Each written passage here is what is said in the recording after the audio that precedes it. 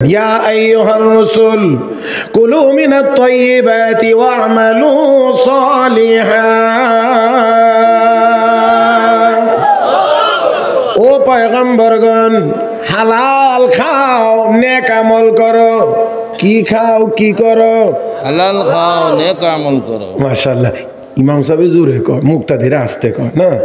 আমি আবার বলছি, হে পয়গম্বরগণ, হে রাসূলগণ, হালাল খাও, নেক আমল করো। আপনারাও আওয়াজ করে বলেন, কি খাও, কি আমল করো? হালাল খাও। তাহলে দেখেন, লক্ষ্য করে আল্লাহ রাব্বুল আলামিন একই নির্দেশ ইমানদারদেরকে দিয়ে বলেন, ইয়া আইয়ুহাল্লাযীনা আমানু কুলু মিন তাইয়্যিবাতি মা রাযাকনাকুম ওয়াশকুরু লিল্লাহি ইন কুনতুম ইয়্যাহু তা'বুদুন। আল্লাহ রাব্বুল আলামিন বলেন, হে ঈমানদারেরা, হালাল খাও, হালাল খাও, হালাল খাও। একটু আওয়াজ করে সবাই মিলে আমরা বলবো, কি খাও? হালাল। কি খাইও না? হারাম খাইও না। কি খাইও না? হারাম খাইও না। হারাম হারাম খাইও না নাকি? হারাম খাইও না, কি খাও? হালাল খাও। হালাল খাও। এবারে আসেন আয়াতের ভিতরে 275 নম্বর সূরাতুল বাকারার 275 নম্বর আয়াত। আল্লাহ রাব্বুল আলামিন বলেন, আহাল্লাল্লাহুল বাই'a ওয়া হারামার রিবা। আল্লাহ ব্যবসা বেচা কেনাকে হালাল করেছেন, সুদকে আমার আল্লাহ হারাম করেছেন। আওয়াজ করে এবার বলতে হবে, সুদ হালাল না হারাম? কে করেছেন হারাম? আল্লাহ। কে করেছেন হারাম? আল্লাহ, আল্লাহ, আল্লাহ। অতএব এখানে কোনো যুক্তি চলবে না। আল্লাহর কথার উপরে কোনো যুক্তি চলে না। আল্লাহর কথার উপরে যে যুক্তি দেখায়, হে শয়তানের খালতো ভাই। ঠিক। আমি ভুল বলে থাকলে ঠিক করে নেব। ওলামা একরাম এখানে আছেন, হ্যাঁ। আর আলহামদুলিল্লাহ আপনাদের ইমাম সাহেব তো জাদরেল ইমাম সাহেব, সারইয়া বেড়া না। আল্লাহ রাব্বুল আলামিন, আল্লাহ রাব্বুল আলামিন শয়তান আদমকে সেজদা করেনি, জানা আছে তো সবাই? জি জি, সবাই জানি আমরা। وَإِذْ قُلْنَا لِلْمَلَائِكَةِ اسْجُدُوا لِآدَمَ فَسَجَدُوا إِلَّا إِبْلِيسَ أَبَى وَاسْتَكْبَرَ وَكَانَ مِنَ الْكَافِرِينَ। সবাই আদমকে সেজদা করলো, সব ফেরেশতা, কিন্তু একজন করে নাই, ইবলিস। আল্লাহ জিজ্ঞেস করেছিলেন, মা মানাকা আল্লাহ তাসজুদা ইদ আমারতুক। আমি নির্দেশ দিলাম, তারপরে কে তোরে বাধা দিল আদমকে সেজদা করলে না? এবার ইবলিস যুক্তি দিয়ে কো, আনা খায়রুম মিনহু, আমি আদমের চেয়ে শ্রেষ্ঠ। খালাকতানি মিন নারিন ওয়া খালাকতাহু মিন তিন। আল্লাহ আদমকে মাটি দিয়ে বানাইছো, আমাকে আগুন দিয়ে বানাইছো। আগুন উপরে যায়, মাটি নিচে যায়। যুক্তি যুক্তি ঠিক আছে, আপনি যুক্তিকে ফেলে দিতে পারবেন না। আগুন উপরে যা, মাটি নিচে যা। তবে কথা হলো, আমার আল্লাহর হুকুমের সামনে কারো কোনো যুক্তি চলতে পারে না। এই জন্য আল্লাহ কফা খরুজ বাইরে, তোর যুক্তি আমি নির্দেশ দিলাম, তুই আমার সামনে যুক্তি দেখাস, আমার হুকুমের সামনে কোনো যুক্তি চলে না। অতএব সুদকে ঘুরাইয়া ফিরাইয়া এমনে হেমনে হেমনে হেমনে হালাল করার কোনো চেষ্টা যদি আপনার হয়, তাহলে মনে রাখতে হবে, আপনার আপনার আপনার আপনার নাম মুসলমানের তালিকায় থাকবে না। মুহতারাম হাজিরিন, হাকিমুল উম্মত মুজাদ্দিদে মিল্লাত হযরত আকদাস হযরত মাওলানা আশরাফ আলী থানভী রাহমাতুল্লাহ আলাইহি এই জন্যে উম্মতকে একটি দরদ মাখা নসিহত করেছেন। অত্যন্ত চমৎকার, খুব হৃদয় নিংড়ানো দরদ নিয়ে তিনি একটি কথা, গুরুত্বপূর্ণ কথা বলে গিয়েছেন। ও মুসলমান ভাইয়েরা, গুনাহ করিও না, তারপরেও যদি কোনো গুনাহ হয়ে যায়, গুনাহকে গুনাহ মনে করো। আমার কথা বুঝতে অসুবিধা হইতেছে? গুনাহ করিও না, গুনাহ করার কোনো পারমিশন নাই। গুনাহ করিও না, কিন্তু তারপরেও যদি গুনাহ হয়ে যায়, তাহলে গুনাহকে গুনাহ মনে করো, তাহলে অন্তত ঈমানটা ঠিক থাকবে। আর যদি গুনাহকে গুনাহ মনে না করো, তাহলে তোমার ঈমানটাও ধ্বংস হয়ে যাবে। যেহেতু মানুষ আমরা, গুনাহ হয়ে যাইতে পারে, যেহেতু মানুষ আমরা, গুনাহ হয়ে যাইতে পারে, তাহলে গুনার পক্ষে কোনো উকালতি বা সাফাই গাইব না, গুনাহকে গুনাহ মনে করেই করব। গুনাহকে গুনাহই মনে করব, তাহলে অন্তত ঈমান রক্ষা হবে, অন্তত ঈমান রক্ষা হবে। আর গুনার পক্ষে যদি কিছু বলতে যায় তাহলে ঈমানও ঠিক থাকবে। তো বলতে চাইছিলাম, আল্লাহর নির্দেশ, সুদ হারাম কে বলেছেন? আল্লাহ। সুদ হারাম কে বলেছেন? এবার চৌধুরী সাহেব খাইলেও হারাম, ভুইয়া সাহেব খাইলেও হারাম, মাওলানা সাহেব খাইলেও হারাম, মুফতি সাহেব খাইলেও হারাম, মুফাসসিরে কোরআনে খাইলেও হারাম, মসজিদের ইমাম সাহেব খাইলেও। হ্যাঁ, আমরা অনেক সময় অনেকের কথা বলতে চাই না আর কি, কথা বুঝেন নাই। আমাদের দিকে একটা কথা আছে, বাসুরের নাম বলে মহিলারা উচ্চারণ করে না, জানে উচ্চারণ করে না। তো আমার এলাকায় কে কে সুদ খায় জানলেও অনেকে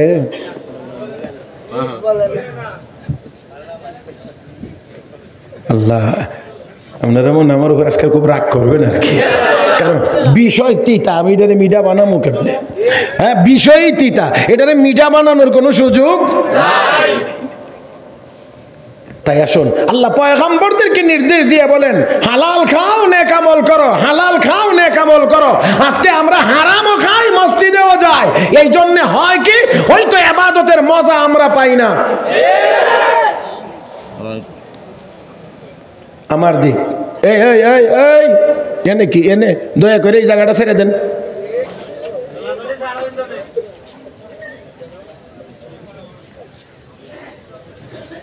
রোজা আপনারাও রাখছেন, আমিও রাখছি নাকি? তা হ্যাঁ, আপনারা বাড়ির খান্দার থেকে বইছেন শুনবার লাগি, আর আমি 150 কিলোমিটার দূর থেকে আইসি ওয়াজ করবার লাগি।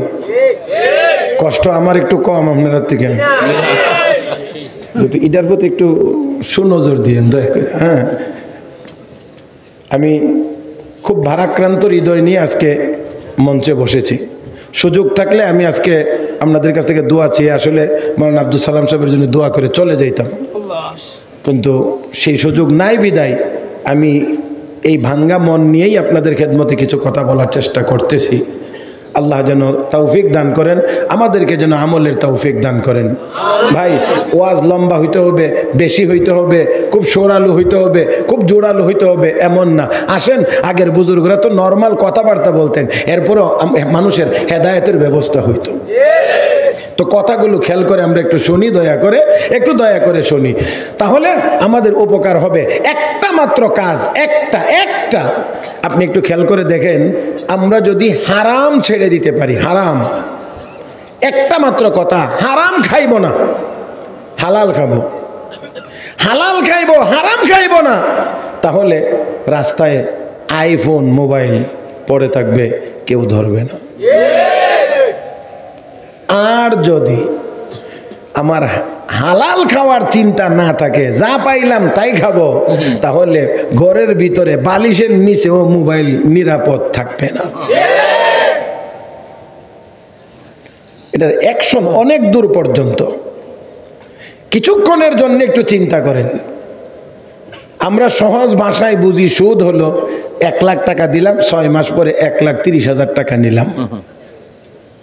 আবার আমাদের দেশে কেউ কেউ কিছু বুদ্ধিমান আছে, চালাক, এরা সুদ তো হারাম, এই জন্যে আমরা 1000 টাকার ইয়া হিসাবে 1 মণ দাম দিলাই, 1 লাখ টাকা ঠিক আছে, সাথে 100 মণ,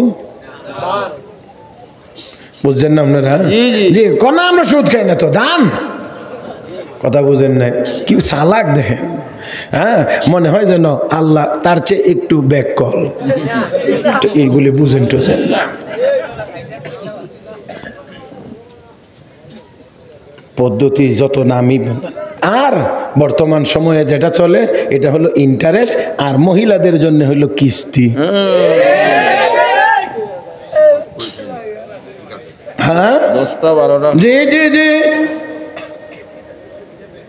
আমি বলবো, এটা মনে করার খুব বেশি কারণ নাই।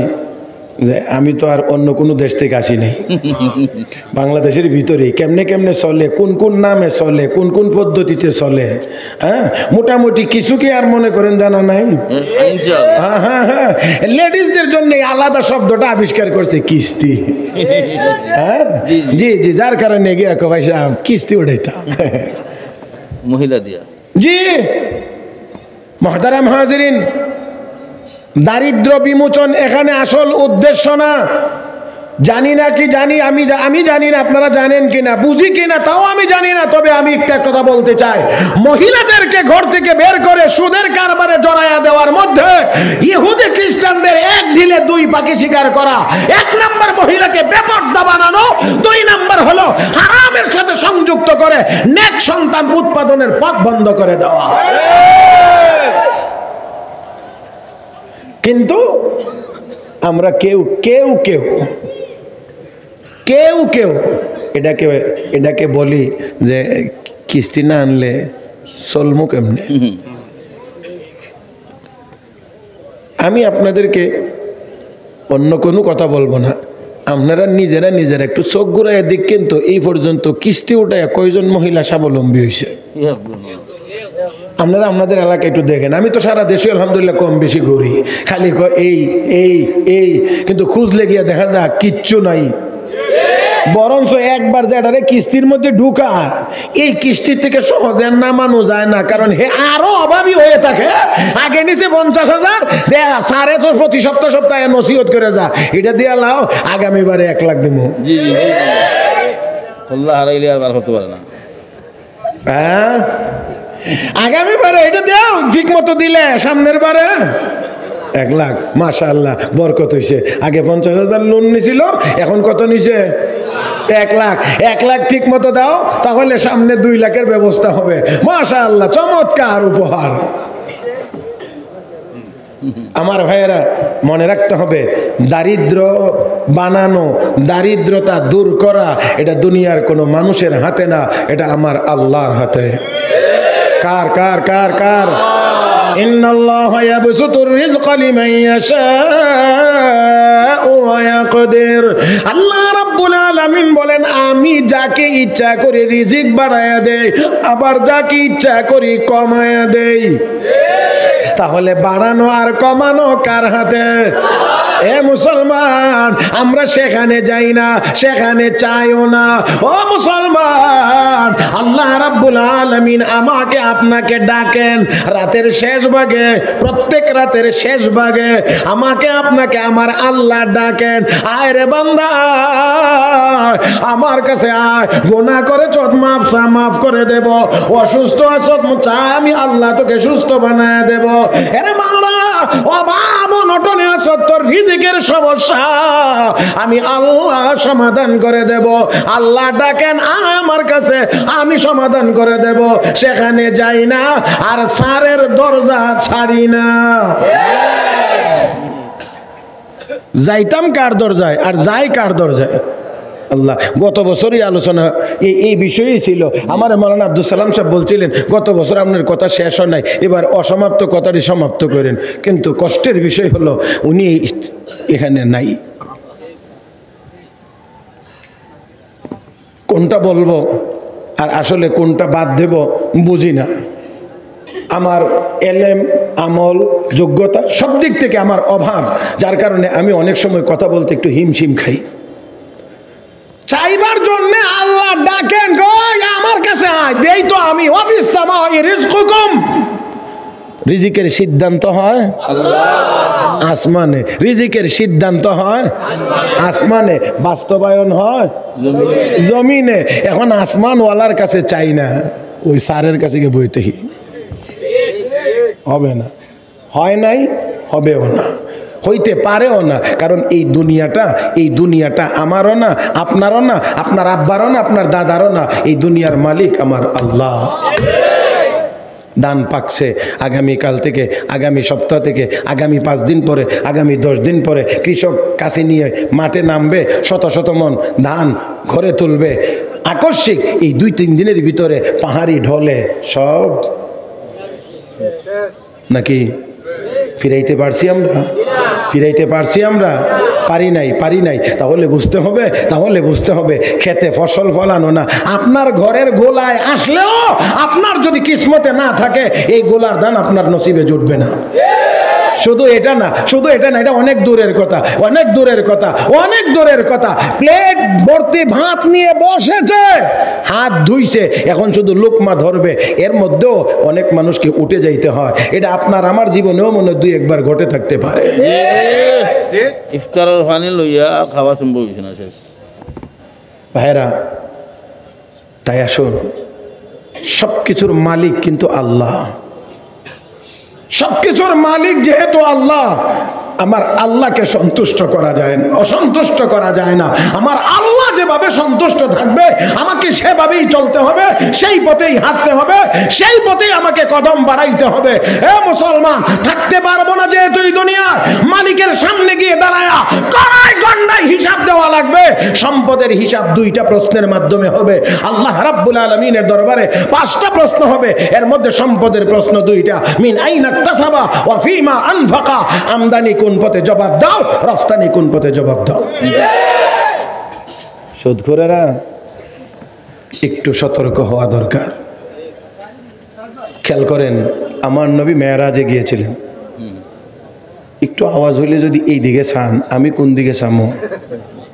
আর যারা এদিকে আছেন, অন্তত দয়া করে আমার টাইমটা একটু নীরব থাকেন।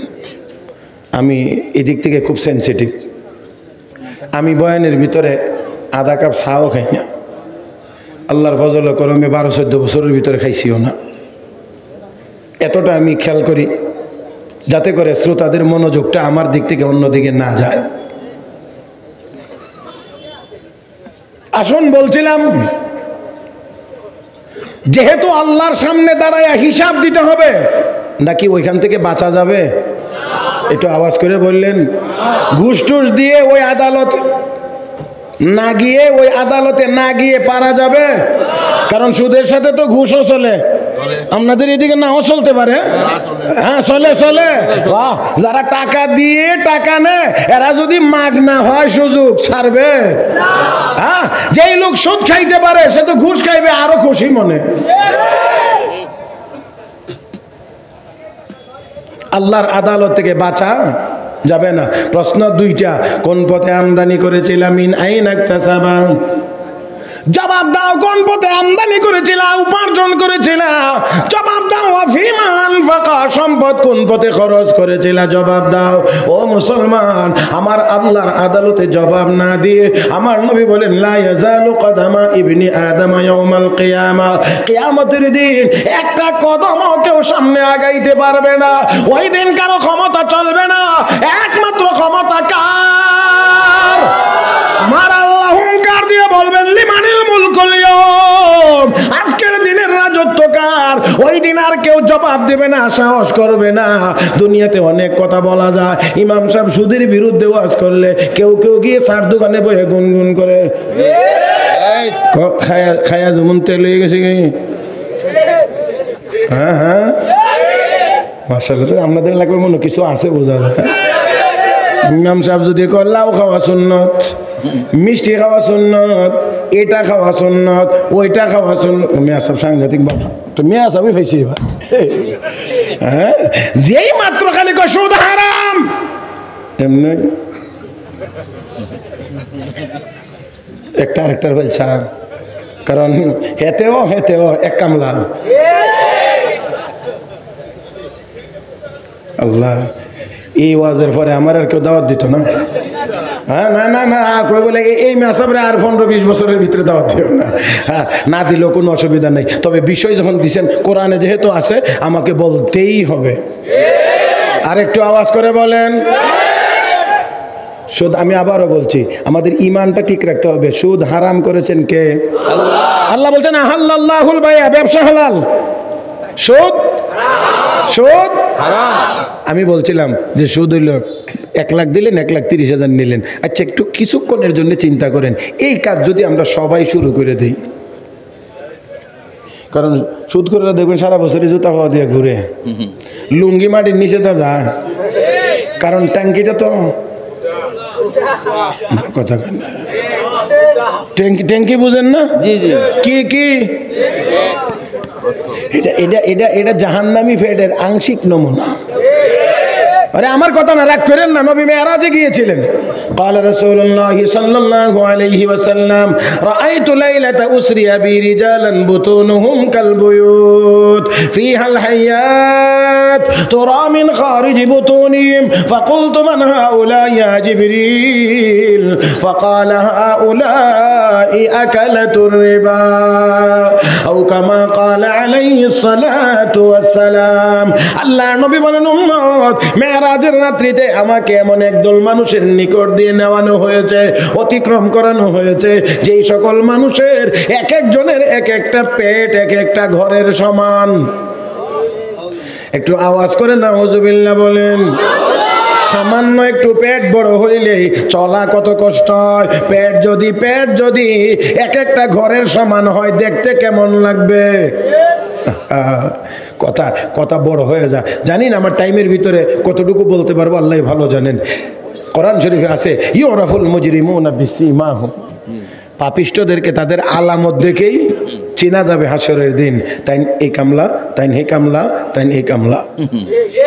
আল্লাহ, তাহলে এবার একটু চিন্তা করে দেখেন না, দেখেন একটু খেয়াল করে, হাসরের মাঠে একদল মানুষের পেট থাকবে এক একটা ঘরের সমান। এই পেট দেখলেই হাসরের মাঠের অন্যান্য লোকেরা বলতে পারবে, ও মিয়া সাহেব এই যে সুদখোর, কেমনে দেখেন না টাঙ্কি বড়। আল্লাহ, এই আমার দিকে চান, আমার দিকে দয়া করে মাথাটা লড়াইয়েন না। আমি আজকে কিছু কথা বলবো। একদল মানুষের মাথায় থাকবে বিশাল বড় বুঝা বুঝেননি আপনারা না? পূজা মাথার মধ্যে যে নেয় আর কি, বস্তা যেটাই বলেন আর কি, একটা বুঝা বিশাল বড়। আরে আল্লাহ, এত বড় বুঝা কেন ওর মাথা? কি কাম করছে? কাম করছে, ভালো কাম। কি আইল টেলছে? আপনাদের এদিকে কেউ ঠেলে টুলে না, আমাদের এদিকে আছে। হ্যাঁ, খেত মানে আইল ঠেলে, কত ঠেলে, বাড়ির সীমানা। হাদিস শরীফে আছে দুনিয়াতে যে যদ্দূর জায়গা দখল করবে, আধা হাত, 1 হাত, 2 হাত, 5 হাত, 10 হাত, যদ্দূর জায়গা জবরদখল করবে, জবরদখল জোর জবরদস্তি মূলক ভাবে দখল করে রাখবে, বিশ্ব নবী বলেন এতটুকু জায়গার ভিতরে যত মাটি আছে এই জমিনে, তারপরের জমিনে, তারপরের জমিনে, 7 তবক নিচ পর্যন্ত গেলে যত মাটি হবে সবগুলো মাটিকে একসাথে করে আল্লাহ বস্তায় ভরে মুঠিটা বেঁধে ফেরেশতারা কইব এই জালেমের মাথা দিয়ে দাঁড় করে রাখ। কি করতাম? গেটের সামনে খারাটা মোটরসাইকেল, দয়া করে কোনো মালিক থাকলে এই মোটরসাইকেলটা ওখান থেকে হরান। জি, আমি আপনাদেরকে একটু বিনয়ের সাথে জিজ্ঞেস করি, জান্নাতে সবাই যাইতে চায়? জান্নাতে সবাই জায়গা চায়? সবাই কে কে চান না একটু হাত তুলেন তো। জি জি রাখেন, খেয়াল করেন। আমি উল্টা জিগাইছি, দোষ আমারই। জান্নাতে সবাই আমরা জায়গা চাইনি না? চাই না? দুনিয়াতে কাউকে কোরআন শিখবার জায়গা করে দিলে, কোরআনের কথা শুনবার জায়গা করে দিলে রব্বে করিম তার জন্য জান্নাতে জায়গা করে দিবেন। এবার দেখি তো আপনারা কে কে জান্নাতে জায়গা চান। সময় দিলাম আধা মিনিট, বুঝেন নাই মনে হয়। কেউ যদি কাউকে জায়গা করে দেন তাহলে তাকে আল্লাহ জান্নাতে জায়গা দিবেন। আপনারা একটু সামনে আগায়া পিছন দিক দিয়ে একটু জায়গা করে দেন, তাহলে আপনাদের জন্য আল্লাহ জান্নাতে জায়গা করে দিবেন। সময় দিলাম 1 মিনিট সর্বোচ্চ জিকিরের মাধ্যমে। লা ইলাহা ইল্লাল্লাহ, এই জায়গাটা পুরা করেন, আল্লাহর রাস্তে এই জায়গাটা পুরা করেন। লা ইলাহা ইল্লাল্লাহ। পিছনের যুবক ভাইদেরকে অনুরোধ করছি, মাথায় হাত বুলাইয়া বলছি, সামনের এই জায়গাটা পুরা করেন। লা ইলাহা ইল্লাল্লাহ।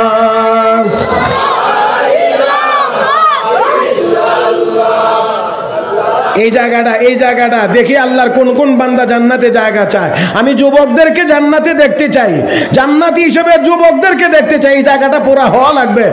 লা ইলাহা ইল্লাল্লাহ,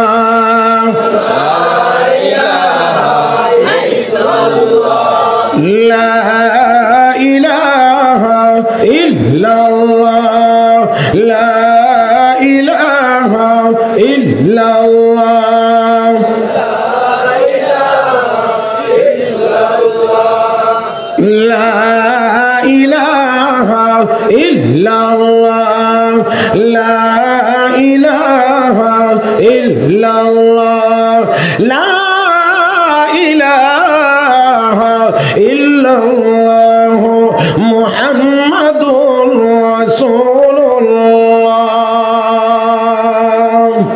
মাশাআল্লাহ। সবাই একটু দয়া করে আমার দিকে তাকান, একদম আমার দিক।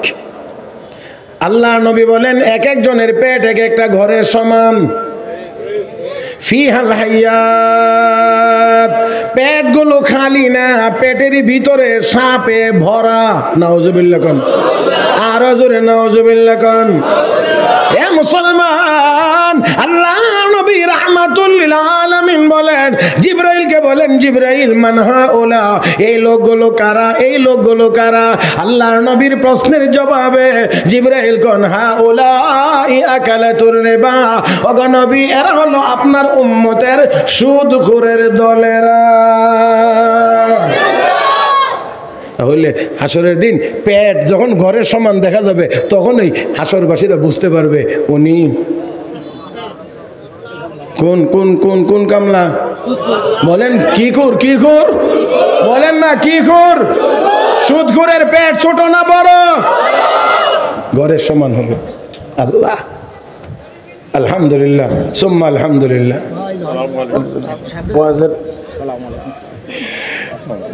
এখন ওয়াজে বরকত হইব ইনশাআল্লাহ। ওমরপুর মাদ্রাসার মুহতামিম সাহেব হুজুর দামাত বারাকাতুম, নাজিম সাহেব হুজুর দামাত বারাকাতুম, দুজন আয় পড়ছেন। আল্লাহু আকবার। আর ইসবপুরি হুজুর আয় পড়ছেন না, তা তো আর আমার ওয়াজ তো আমি কমায় করতাম চাইছিলাম, এখন তো ওয়াজ বাড়ানি লাগবো লাগতেছে। হ্যাঁ হ্যাঁ হ্যাঁ হ্যাঁ, বিষয় বড় তিতা বিষয় দিছে আমারে, সুদ ঘুষ বলে। অনেক সুদ ঘুষ তো এটার মধ্যে মিষ্টি নাই, আমি মিষ্টি দিতাম করতে তিতাই চলবনি। মাশাআল্লাহ, নারায়ে তাকবীর। তাহলে সুদ আমাদের সমাজে থাকতো না বন্ধ হইতো? সুদখোরদেরকে বয়কট, এখন সুদখোরদেরকে বয়কট। আল্লাহ আমাদেরকে তৌফিক দান করুন, আল্লাহ আমাদেরকে তৌফিক দান করুন। সুদখোরেরা এরা মনে করে মানে টাকা আছে তো মনে করে হামকো ছোঁয়া জি। কদ্দুর হইছেন কিতাবে আছে, ক্ষেতের মধ্যে ইঁদুর ধরে না, ইঁদুরে ধরে না, ফসলি জমিনে ইঁদুর। কিতাবে লেখে এলাকার চিহ্নিত 10-15টা মার্কা মারা সুদখোরের নাম লেখা এই ইঁদুরের গর্তের মধ্যে যদি কাগজে তাবিজ বানায়া দেওয়া হয়, হুজুরে যদি এই কাম করে, ওমরপুর মাদ্রাসার হুজুরেও করেন এই কাম, যদি 15-20টা মার্কা মারা সুদখোরের নাম কাগজে লিখে গর্তে ছেড়ে দেওয়া হয়, কিতাবে লিখে এই গর্তের ভিতরে আর ইঁদুরও থাকে না, আমি সুদখোরদের সাথে নাই। আপনি কি হয়েছেন এবার আপনি নিজে একটু ভাবেন। হ্যাঁ, আমরা অনেকেই মনে করি, আল্লাহ মাফ করুক, আমাদের দেশে রমজান মাসে অনেক বেয়াদব আছে, রাস্তা দিয়ে প্রকাশ্যে বিড়ি টানে, প্রকাশ্যে খাওয়া দাওয়া করে। হ্যাঁ হে বুঝাইতে চায়, পারলে আমারে কিছু কও। তার মানে হ্যাঁ এত শক্তিশালী, তারে কিছু বলা যাবে না, কিছু বলা যাবে না। মনে রাখবা, তোমাকে কিছু বলতে না পারাটা তোমার বড় হয়ে যাওয়ার কোনো আলামত না, কারণ রাস্তায় অনেক পাগলা কুকুরও থাকে, আমরা তাদেরকে কিছু বলি না।